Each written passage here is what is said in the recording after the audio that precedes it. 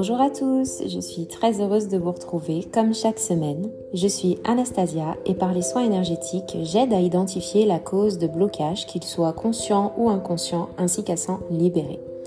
Dans ce podcast, je vous parle de tout ce qui peut nous constituer énergétiquement, des secrets de nos énergies, afin de mieux les comprendre et savoir comment elles interagissent avec notre environnement. On se retrouve donc comme chaque mercredi pour un nouvel épisode et aujourd'hui on va parler de l'impact de nos émotions sur un organe particulier, l'estomac.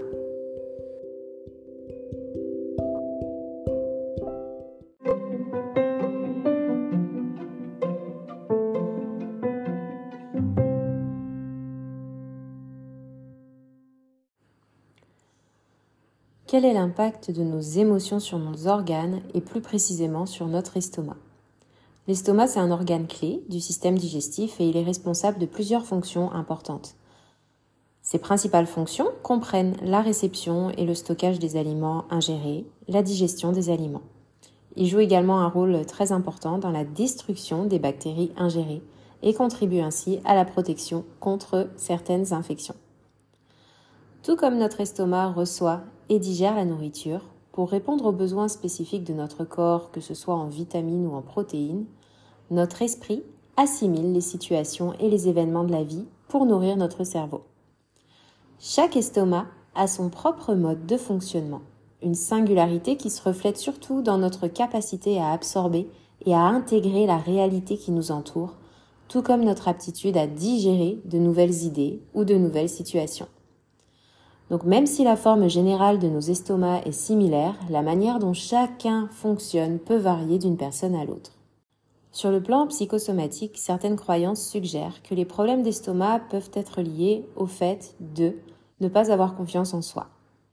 L'estomac et la rate d'ailleurs, ainsi que le pancréas, sont liés à la confiance, à l'ouverture, à la rumination et à l'anxiété. Donc comme tous les organes du système digestif, l'estomac est en lien avec la capacité de digérer ce que l'on vit. Ne pas accepter une situation ou ne pas avoir ce que l'on souhaite, ou encore devoir composer avec ce qu'on ne souhaite pas, être dans le refus de ce qu'on vit ou avoir peur du changement ou de la difficulté à s'adapter. Tout comme l'estomac peut être en conflit avec certaines nourritures qu'on ne tolère pas, il sera en conflit avec certaines situations que l'on ne tolère pas. Si on recherche plus précisément la symbolique et la signification émotionnelle des nausées et des vomissements par exemple, cela pourrait indiquer que l'on refuse le monde extérieur ou les événements de l'extérieur. La révolte, parfois même le dégoût par rapport à quelque chose vont venir impacter l'estomac. Pour ce qui est des brûlures d'estomac ou des ulcères gastriques, c'est surtout la colère intériorisée et refoulée face à un événement qui va venir l'affecter. On va ravaler nos émotions, nos besoins, ou on ne les exprime pas. Et surtout, on n'exprime pas ce qui nous dérange. On peut se sentir aussi agressé par le monde extérieur ou se sentir envahi dans son espace personnel. L'estomac est intimement relié à l'émotionnel et donc au chakra en lien avec cet émotionnel. Plus principalement le chakra du plexus solaire qui est associé traditionnellement au système digestif. Le chakra du cœur, le chakra sacré, le chakra racine et éventuellement le chakra de la gorge peut aussi contribuer au bon fonctionnement de l'estomac et vice-versa.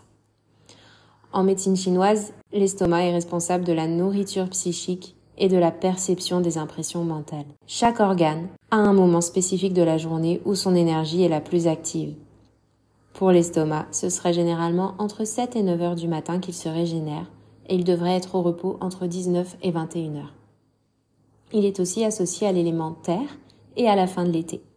Bien sûr, il ne s'agit pas ici de vous fournir une solution définitive, mais surtout de vous donner des pistes de ce que vous pouvez explorer pour une compréhension plus complète ainsi qu'une meilleure connexion à soi.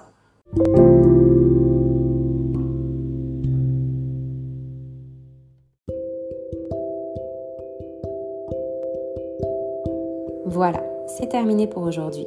J'espère que vous en aurez appris un peu plus sur l'estomac ainsi que l'impact de nos émotions sur cet organe. Je vous dis à très vite et prenez soin de vous.